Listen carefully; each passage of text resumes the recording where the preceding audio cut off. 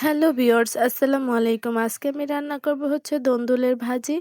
তো প্রথমে আমি দিয়ে দিব তেল। তেলটা দেওয়ার পর আমি দিয়ে দিব হচ্ছে পেঁয়াজ কুচি। পেঁয়াজ কুচিটা দিয়ে আমি এটাকে একটু ভালো করে ভেজে নেব।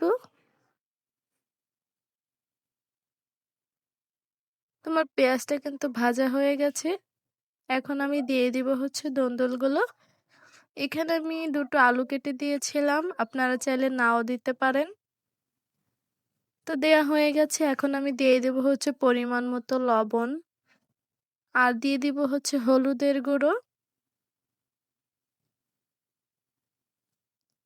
আর দিব হচ্ছে কাঁচামরিচ কুচি।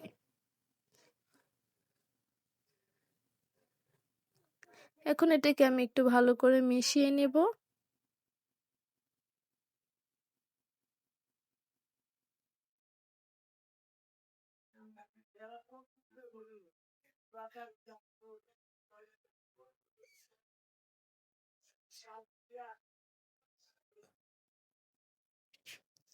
তো আমি এটাকে একটু ঢাকনা দিয়ে দিয়েছিলাম।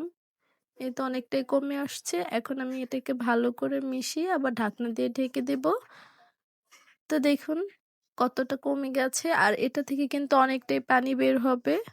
পানিগুলো শুকিয়ে নিতে হবে।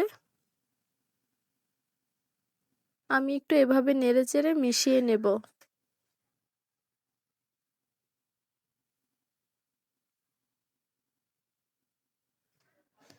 তো আমি আবার একটু ঢাকনা দিয়ে দিয়েছিলাম।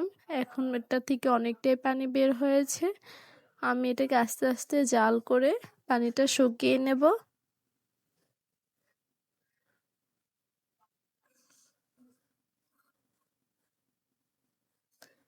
তো পানিটা কিন্তু অনেকটাই শুকিয়ে আসছে। আমি আরো পানি যতটুকু আছে ওটাও শুকিয়ে নেব। তো আমার ভাজিটা হয়ে গেছে। এখন এটাকে আমি নামিয়ে নেব।